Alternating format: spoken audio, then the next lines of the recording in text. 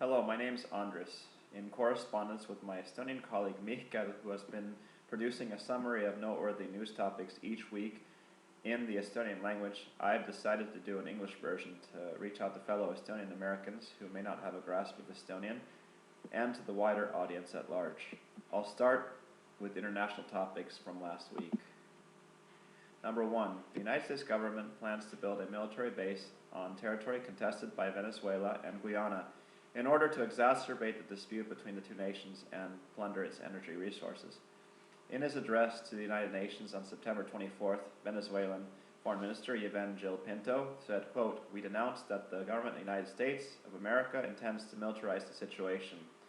The Southern Command seeks to establish a military base in the contested territory with the aim of consolidating the plunder of our energy resources," quote, end quote.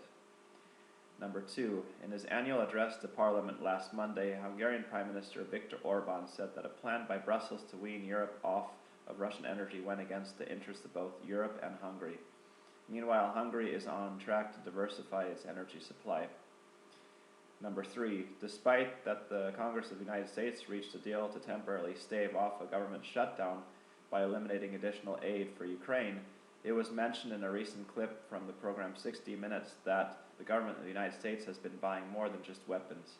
In fact, U.S. taxpayer money has been going to pay the salaries of Ukrainian first responders and has also been subsidizing small businesses and farmers in that country. Altogether, nearly $25 billion has been spent since the February 24, 2022 Russian invasion. Number 4. September 26th marks the one-year anniversary of the attack on the Nord Stream pipeline.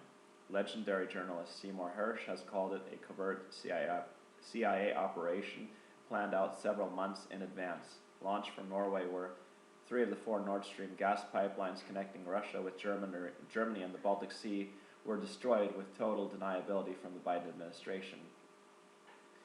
And number 5. In a meeting at Tehran, Russian Finance Minister Anton Siluanov said that the creation of an alternative to the SWIFT international payment system will be one of the major issues on the agenda at the BRICS summit next year. According to Siluanov, several BRICS countries have already worked out an alternative. The move comes as the BRICS nations, namely Brazil, Russia, India, China, and South Africa, have complained about the use of the US dollar for political and economic influence over other nations. And in Estonian news, according to recent info, about a third of the Estonian population now lives under the poverty line. As a direct result of the government's current tax code, these people will have an even harder time in years to come. The only ones who will be left will be the very rich and the very poor if this trend continues. Number 2. Not so long ago it sounded as if the Estonian system of e-elections would be adopted by many other countries around the world, but it did not go that way. In fact, Estonian officials have had a serious time making the case in the European Commission that this was not, on the whole, undemocratic. The results of the last Estonian parliamentary election might have turned out very differently had it not been for the possibility of e-vote or fraud. Number 3. What are the aims of the new anti-hate speech legislation proposed by the Estonian Parliament?